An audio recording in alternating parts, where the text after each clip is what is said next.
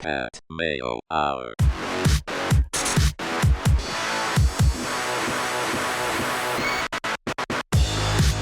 Welcome to a Pat Mayo Hour mini. It's UFC Hidalgo DraftKings picks and preview lineups only because this is football season again. If you want to check out all the football content I got on the go, check that out on the Fantasy Sports Network page or follow me on Twitter at the PME. I'll overwhelm you with football content. But if you don't give a shit about that and you just care about UFC, Cody Saftik is the man for the job. Let's get to the cash team. Let's hear it.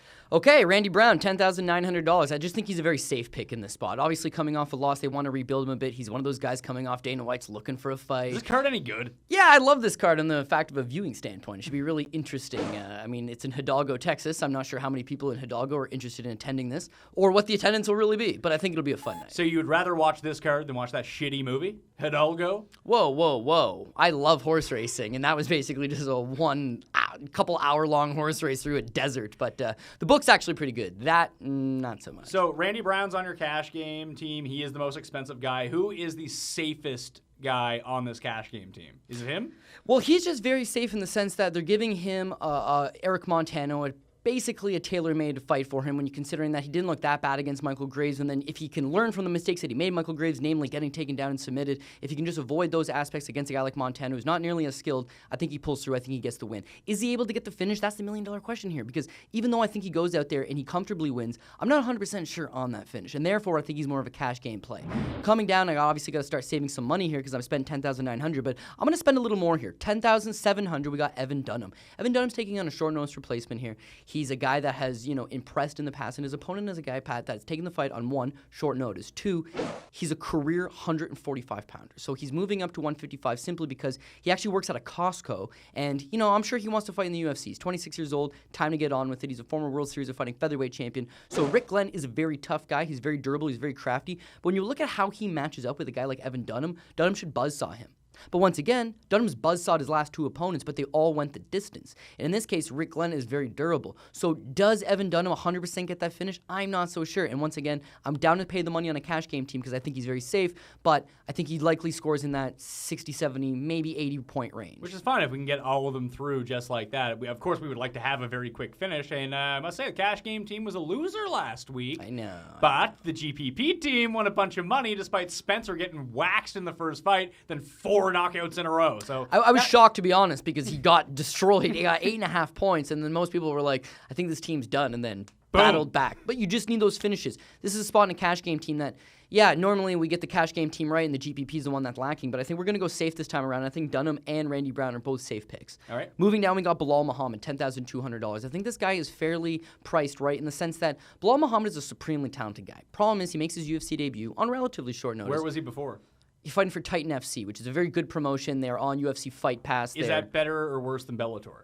Worse. Well, Bellator is the number 2 organization in the world, but Titan FC is a top 5, definitely a top 10 organization in the world. They have a lot of top guys, and he, in fact, was their champion. But he comes to the UFC off a great fight over Steve Carl, which he TKO'd Steve Carl in the 4th round. Comes to the UFC and gets Alan Jouban, the model, the good-looking Jouban, who's a supremely skilled guy. And what happens is he takes the fight during Ramadan. So he's not eating or drinking sunrise to sunset, trying to train.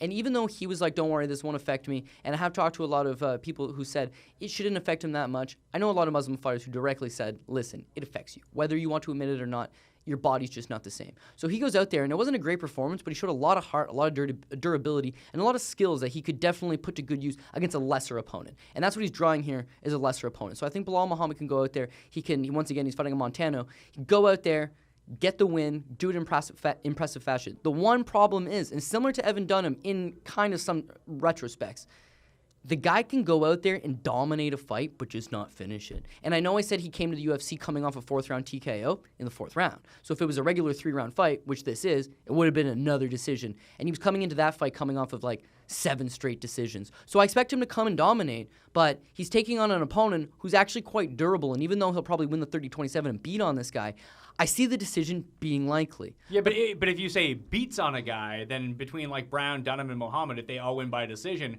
are they players that are going to pile up significant strikes, I guess is my question. Yeah, for sure, because if you look at Randy Brown wants to keep the fight standing. He's very tall, he's very long, and he's got a good striking acumen. So I see his fight stay standing, and he's going to be able to land a good amount of significant strikes, but maybe only score with his win bonus at the end of the day I don't know, 60 plus points, right? Evan Dunham, he can stay standing. And when he stays standing, Pat, oh my God, look at this fight with Joe Lozon. He'll throw a 5-punch combination, a couple uppercuts in the mix, wait on it, throw the same combination and land. Like, he's got good striking output, but that's not even his game plan. His game plan is take the guys down and just roughhouse them. He's got excellent BJJ. And what I've noticed with DraftKings is, as much as a good striking war is good, pure and utter domination on the ground with guard passes seems to just score a plethora of points, because that's a great way to score. So also significant strike standing, right? I've got to come at you and I got to be like 1, 2, throw stuff. You're moving. There's a heat of the moment. If I'm just physically sitting on top of you and going like this, it's real easy to land shots, man. So I think he dominates. Bilal Muhammad, this one likely stays standing, but I think he dominates. And because that's a cash game, I'm not so worried about getting those finishes. All right, so you've spent over $10,000 on the first 3 guys on the cash team. So Kenny Robertson and Joe Gomez rounded the team at 9,300 and 8,900. I mean, underdogs are tough. These guys going to win or what? Yeah, Kenny Robertson's an underdog, but also if you look at the actual betting line, it's, pretty close, fairly close anyways. And I have a lot of faith in Kenny Robertson. He's a guy that lost his last fight by somewhat controversial split decision to Ben Saunders. And prior to that was on a 3-fight winning streak where he's able to go out there, he's able to finish guys, whether it's by knockout, whether it's by submission. He's very versatile. On top of that, he's a guy that wrestled collegiately at the NCAA level, I believe at Illinois. As I mentioned, I can't say enough good things about his toughness and his durability. And he's got a good chin, and he's got good power. He's got all these things. Now, Rowan Carnero, his opponent, Rowan Carnero's got a couple issues with him. Namely, he's 38 years old. Second thing, he's coming off a knockout loss in which he got knocked out in 2 minutes in the first round.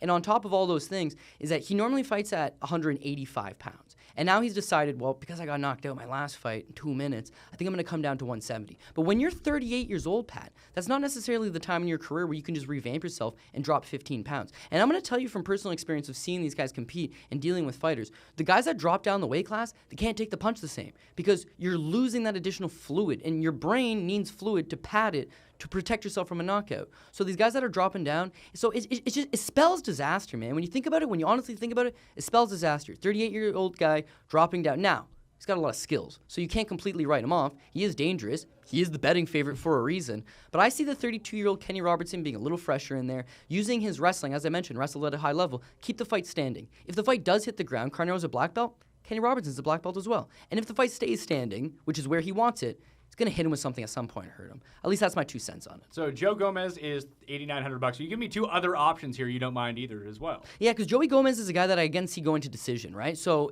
I'm going to have 4 guys going the distance, and I'm going to have 1 guy, I believe, to get the finish. I think on a cash game, if I'm looking for 350 plus on points, I'm thinking I'm going to be okay. But you can take off Kenny Robertson, take Joey Gomez, and instead put on, this is going to sound crazy, but let me deal with it here, right? Antonio Carlos Jr., $9,900, right? If you look at Antonio Carlos Jr., he's a guy that has a plethora of potential, Pat, but he never realized that. His last fight was super flat. He took on a 4-time Olympian, Dan Kelly, who was like 40, and it did not look good. But I think a young guy like that's going to go back to the gym, reconfigure, figure out stuff, trains at American Top Team, come back, and then he should be able to have a solid performance in this spot. And I think against his opponent, Lekeko Guimaraes, he'll be able to get on top of him, take him down, get on top of him, and put his high-level black belt to good use and maybe get a submission. So if you want to go, I think he's safe, but the submission is a potential, but I'm not super confident on it. The thing is, though, now you got no money. You have to take the cheapest guy there, which is Gabriel Benitez at $8,200. I don't mind him, although it's not a great cash play. If Randy Brown, Evan Dunham, Bilal Muhammad, and Antonio Carlos Jr. all go out there and one-sided beat their guys, and they all have the potential to do that, then I only need some points out of Benitez. But in Benitez's case here, Pat, he's taking on Sam Sicilia, who is definitely the favorite. But Sam Sicilia has been finished 3 or 4 times in his UFC career. Is this going to be one of those fights where it's either it's going to end in the first round either way? Well, Benitez had never been knocked out before, and then his last fight he did get knocked out. But Sam Sicilia is he's over-aggressive, and he also got knocked out in his last fight, both in the first round. So you get the feeling someone's going to get knocked out, which is why Benitez is probably a much better GPP play. But because he's so cheap, you can afford 4 guys that you really do like. Then if he goes out there and goes the distance somehow, or if he gets the win, you'll be sitting good. but I do feel it more as a GPP play. All right, well, let's switch to your GPP team. Let's hear it at the top because you're taking the other side of that fight right to begin. Well, we are going right after this one. First and foremost, Sam Cecilia, as you mentioned with Randy Brown being the most expensive guy, I believe Sam Cecilia the most expensive guy. Expensive, yeah. 11,200. Sam Cecilia is a kill or be killed fighter, right? And he's the favorite. So you're basically going to want to take the guy who has the more probability to kill than be killed. Benitez doesn't usually get knocked out, but in his last fight against Andre Fili, not only did he get knocked out, he got really knocked out. When Sam Cecilia, when he's coming out off knockout losses, he prefers to grapple a little bit. But if he tries to grapple Benitez and it doesn't go his way, he's just going to revert to the same thing he always does, which is throw bombs. And I like his chances just to land that bomb, put him down, hopefully put him away. So we're going to roll with Sam Cecilia. Chaz Skelly, $10,300. Chaz Skelly is like the biggest 145-pounder, man. He's gigantic. And he just grinds on you. Got good size on him. His opponent, Maximo Blanco, bit of a fancy guy, likes to move around. Is he as fancy as Fancy Yancey, who got the win? Oh, I know. Who killed Sean Spencer? Oh, I know. Fancy Yancey was super fancy. But in this case, Maximo Blanco just looks fancy on paper. And then he shows up and he shits the bed almost every time, man. I don't know what it is about him. The guy wrestles at a high level. He's super athletic, can do standing backflip, has good power in his hands. Shits the bed every time he shows listen, up. 2 people on Bachelor Canada can do backflips, as I found out last night. Not that impressive. Yeah, not that impressive. And you know what? Maximo Blanco's thing is that, as impressive as he is, he just gets tired so fast. And I've noticed that he has trouble dealing with guys that have a little bit of size on him, right? And back in his Strikeforce days, he was beating Pat Healy, size just wore on him. Against Felipe Arantes, he was having some success initially, guy just wore on him. He doesn't deal good with size. And as I'm talking about, Chaz Skelly's got size. Now, Maximo Blanco got knocked down and choked out in the first round of his last fight, right? And that guy, Pat, was 5'6" and had a 67-inch reach. Now we got Chaz Skelly, who's 5'11" with a 72-inch reach. He's got 5 inches in both the reach and height department. I think he's just too big for Maximo Blanco. $10,300, I think he just wears him down. I like the finish, probably in the later rounds, but I'm going to play that. Now we're starting to get greasy here. Okay. As I mentioned, we're going for it. Let's go for it. Uriah Hall. He's I think he's a 2-to-1 dog right now. He's $9,400. He's trending towards 2-to-1 dog. $9,400. Okay, when this guy wins, Pat. Oh my God! When he wins, he kills people. Spinning back kick to the head, flying knee to the head. So it's almost like who was the guy like a few weeks ago? He ended up losing. He had the crazy name, which I really enjoyed. Pepe. Yeah, Pepe. Well, Pepe is just crazy. Pepe just goes for crazy stuff. This guy is the most calculated guy you've ever seen. But as a result of that, he stands in one spot. Well, he moves around, but he doesn't throw any strikes until the perfect one presents itself. And what you got to realize is sometimes it don't present itself. Now against Derek Brunson's a very talented guy. He's a guy that has a good potential in this division, and he's a guy that's going out there and smoking people. I expect a lot of people to have Derek Brunson. I don't expect a whole lot of people to have Hall. So you're saying this is almost a leverage move against the field for a guy that has a potential upside for a very quick knockout if it presents itself. Yeah. And if you hit him, everyone else is going to be destroyed. Yeah, and Brunson fights with his chin up every single time. He runs in with his chin up in the air, throwing punches, and then against a guy that's that accurate like Uriah Hall, he's only looking to throw the one punch, which he'll wait on, which Brunson will close in, and he'll hit him with that one punch. I got a bad gut feeling that the favorite's going to get upset here. And if that's the case, I want me some primetime Uriah Hall. You already talked about Kenny Robertson at 9,300. He's on the GPP team as well. And Michael Johnson, not the chicken who lost to Donovan Bailey in the sprint in 1998. This is Michael the Menace Johnson. Oh, he's $9,000. He's in the main event. He's the B-side to the main event in Hidalgo, Michael Johnson. But I like this guy a lot. Who's he taking on? Taking on Dustin Poirier, which is the night's headliner, right? And Dustin Poirier, once again, this is the biggest theme about my GPP team. The guys that they're fighting, I'm not saying like, yo, this guy's a scrub. I know Derek Brunson's a tough guy. I know Dustin Poirier's a tough guy. I like these matchups, man. The one thing that is a very common theme that you always know with me is I love the 5 rounds. Give me the 5 rounds. Michael Johnson has so much punch output that even if he doesn't score a knockout and it goes the 5 rounds, he'll land a lot of strikes. Now look at his actual punching power. The guy's got great punching power. He knocked out Gleison Tebow. Who knocks out Gleison Tebow? Michael Johnson's got the power. He's been off a little while, but I think he's retooling, so to speak. And his forward pressure is awesome. Now Dustin Poirier is a guy that's going to be a little bit bigger than him, a little bit stronger than him, but his durability is not the same, man. It is in the early rounds, but he's going to march forward. He's going to get tagged. This is going to be a crazy fight. I honestly think this is going to be a crazy fight. But Michael Johnson has shown me in that, especially that fight with Edson Barbosa, the Nate Diaz fight, He went the distance. He took some beat. Nate Diaz also beat Conor McGregor. Exactly. And Michael Johnson, he took some shots and he did the do. But his fight before that against Edson Barbosa was a near perfect performance, man. I really think he goes out there. I think he shines. And I think this is a case that guys aren't going to play him. I really don't. And the biggest thing here is that Michael Johnson never been knocked out before, right? So he's got 10 losses, I think. And people are really easy to be like,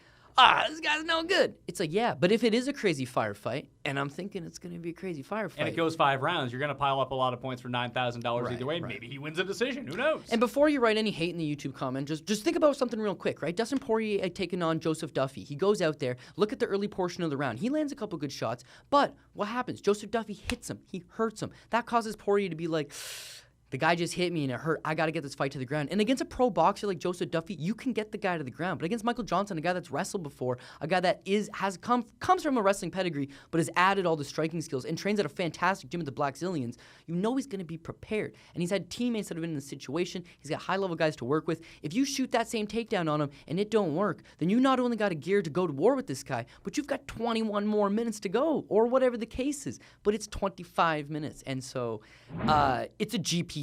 You got to go for it. And for most part, I think these guys are all going for it. Other than Chaz Skelly, who I think is super safe, Kenny Robertson, who I actually like, Uriah Hall and Sam Sicilia and Michael Johnson, they got to go for it. But like you said, if they can win, especially 2 of those guys can win very early if they win. That's all we want. Yeah, and I feel good about it. Now, that probably means terrible things, right? But I feel good about it. All right. Cody Saftik, check him out. And if you want a full comprehensive breakdown of each of the fights this week with a lot of visual aids to help you really reinforce your points, watch the Bookie Beatdown on Fight Network and follow it on Twitter at Bookie_Beatdown and follow Cody at CJ Saftik on Twitter. We're only like 6 minutes over where I wanted to be with this. Is this 16 minutes? We're at 16 minutes. We're getting better. We're trending in the right direction. Trying to get it down to 10 minutes for these minis, but as we'll see how it goes because we're going to keep doing this. As long as we keep winning money, why wouldn't we? So you can follow me at the PME on Twitter. Remember to subscribe to the Pat Mayo Hour on YouTube and iTunes and Stitcher and Podomatic, or just get the Fantasy Sports Network channel. Okay? Pat Mayo, good luck this week. See you next time.